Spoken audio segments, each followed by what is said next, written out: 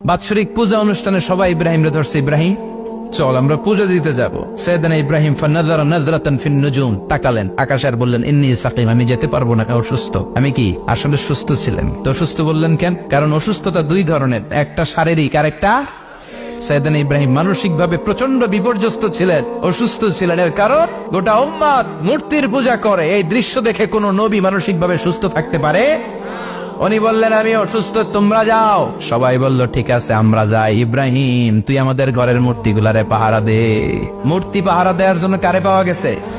সাইয়েদনা ইব্রাহিম কয় ঠিক আছে আজকে পাহারা দিমু, জন্মের পাহারা, যা তোরা দিতাছি, পাহারা দিতেছি যা। এইবার সাইয়েদনা ইব্রাহিম মূর্তির ঘরে ঢুকলেন। দেখেন কি সুন্দর কথোপকথন আল্লাহ তুলে ধরলেন। আল্লাহু আকবার। মূর্তির ঘরে, দেবীর ঘরে ঢুকে উনি ঘুরে ঘুরে তাকায়, দেখে একটা এমনি হাত আর একটা ব্যাগ করে 14-15টা হাত নিয়ে তাকায় আছে। উনি সবগুলোর সামনে এভাবে তাকায় আছে, দেখে এক একটা এক এক চেহারা, একটা হাতির গণেশ স্টাইলের, আরেকটা এরকম, আরেকটা নারীর, আরেকটা বাঘের, আরেকটা তলোয়ার নিয়ে আইতাছি কোপায় ফেলাম আছে না নাই। সবগুলোর সামনে যায়, যে দেখে আর অবাক হয় কত ধরনের খোদার কাছে এরা কত কিছু চায়। আর যে দেখে প্রত্যেকটার সামনে ডেজার্টস আইটেম, মিষ্টান্ন, এক একটার সামনে রসমালাই, এক একটার সামনে কালো জাম, লাল জাম, রসগোল্লা, চামচাম, দুধ মালাই, মালাই চপ আছে না নাই।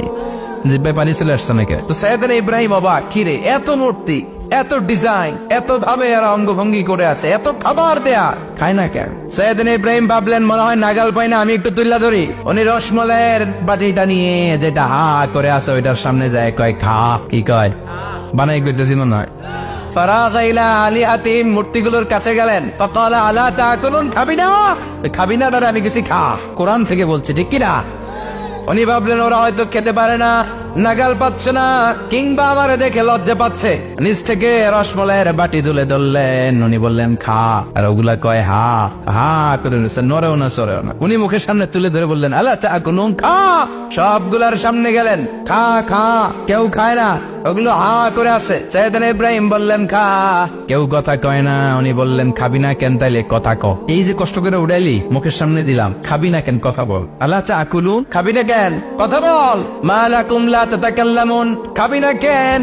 মা লাকুম লা তানতিকুন, হয় খা নয় কথা ক। বলতেই লাগলেন খা খা। প্রত্যেকটা মূর্তির সামনে গেলেন, খা, ওগুলো করে আছে আ, কোনো কথা কয় না। কয় কেন খাবি না? তাইলে কথা ক। খায়ও না, কথাও কয় না। আপনার ছেলে বায়না ধরছে, আব্বা চানাচুর দাও, কি খাম? চানাচুর কিনে দিলেন, এই নে চানাচুর। এখন চানাচুর খায় না। কিরে বাপ খাবি না কেন? কথাও কয় না, খায়ও না, কথাও কয় না। এখন বাকি আছে কোনটা? কথা কর। ফারাগা আলাইহিম দারবাম বিল ইয়ামিন, ডান হাতে কুপানো শুরু করলেন।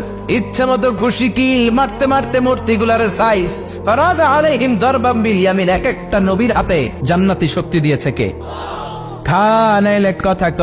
খায় না, কথাও কয় না, বাকি আছে মায়ের। মারতে শুরু করলেন, মারতে মারতে সব শেষ। তারপরে খুঁজে পেলেন একটা কুড়াল। কি পেলেন? কুড়াল দিয়ে মারতে আরো সুবিধা, খালি এটারে এভাবে মারে, ওইভাবে মারে। মারতে মারতে যতগুলো মূর্তি ছিল সবগুলো মেরে বড় মূর্তিটার গায়ে মারতে যাবে, in the meantime stop, কয় না এটারে মারুম না। ফাজআলাহুম জুদাদান, সবগুলার টুকরা টুকরা, ইল্লা কাবীর আল্লাহুম, 12টা ছাড়া ওইটারে রেখে দিলেন। আর বুদ্ধি করে কুড়ালটারে বড়টার কান্দে ঝুলাইয়া দিলেন, বড় মূর্তিটার কাঁধের মধ্যে ঝুলাই দিলেন। ঘটনাটা সুন্দর হয়েছে না? এখন কেমন যেন মনে হয় এটা কুপাইয়া দাঁড়া রয়েছে বাবার বেটার মতো।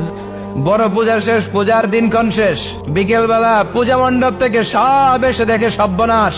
পাহারাদার ইব্রাহিম কই, আনতা ফাআলতা হাযা বিআলিহাতিনা ইয়া ইব্রাহিম। ইব্রাহিম সর্বনাশ কে কইছে? তুই কইছত নি? কই আইনো, বড়টাই কইছে, ওইটারে জিজ্ঞেস করো। বল ফাআলাহু কাবীরুহুম হাযা ফাসআলুহুম ইন কানু ইয়ানতিকুন, কোরআন থেকে বলছে, আমি করি নাই। ওই দেখ কুড়ালটা কার কান্দে, বড়টার কান্দে, ওইটারে জিগা। সবাই কই খাইছে। সবাই বলে ইব্রাহিম তুমি কি জানো না এগুলো কথা বলে না? সাইয়েদনা ইব্রাহিম বলে যে এটা কথা কয় না, ওইটার পূজা করস কেন? যেটা কথা বলে না, যেটা নিজেরাই নিজেদেরকে মায়ের থেকে বাঁচাতে পারে না, নিজেরাই নিজেদেরকে রক্ষা করতে পারে না, তোরে কিভাবে রক্ষা করবে? এগুলোর পূজা কেন করিস? ফাবুকিতাল্লাযী কাফার, কারো কোনো জবাব নাই, লাজা। সবাইকে ইব্রাহিম তুই বড্ড বেড়ে গিয়েছিস, তোরে নমরুদের কাছে নেওয়া হবে, রশি দিয়ে পেঁচিয়ে নমরুদের কাছে নেওয়া হবে। নমরুদের নাম শুনছেন? শোনেন নাই বোধহয়, শোনেন নাই? পৃথিবীতে 4 জন বাদশা ছিল, যারা গোটা বিশ্বের বাদশা।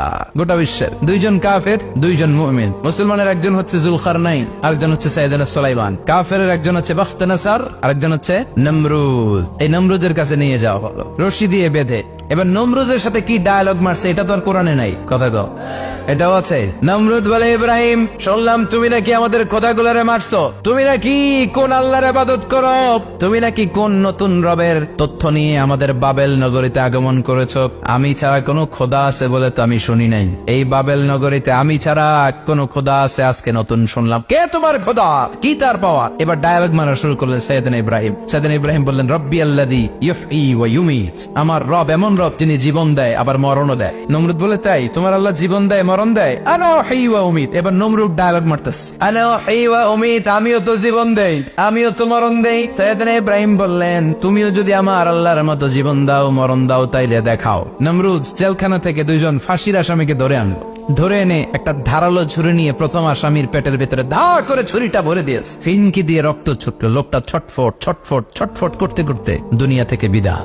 এবার পেট থেকে ছুরিটা বের করে দ্বিতীয় আসামির পেটের মধ্যে ঢুকাতে যাবে, ধা করে। In the meantime stop, ঢুকায় নাই, পেটে ঢুকাইতে যে ঢুকায় নাই। কয়, ইব্রাহিম এই যে দেখো, তোমার সামনে প্রথম লোকটারে আমি মৃত্যু দিলাম, প্রথমটারে দিলাম মরণ, পরেরটারে দিলাম জীবন। তোমার রব যেরকম করে জীবন দেয় আর মৃত্যু দেয়, আমিও জীবন দেই আমিও মৃত্যু দেই। চিল্লায় পড়েন নাউযুবিল্লাহ। সাইয়েদনা ইব্রাহিম বিপদে পড়ে গেলেন। তাই তো, আসলেই তো প্রথম লোকটারে মৃত্যু দিল, দেয় নাই? কথা কর, ছুরি মেরে রক্ত বের করে ওর মৃত্যু দেয় নাই? পরের লোকটারও একই ভাবে মৃত্যু দিতে যে সেখান থেকে বাঁচিয়ে জীবন দিল। বেজাল আছে না নাই? এবার সাইয়েদনা ইব্রাহিম বলে,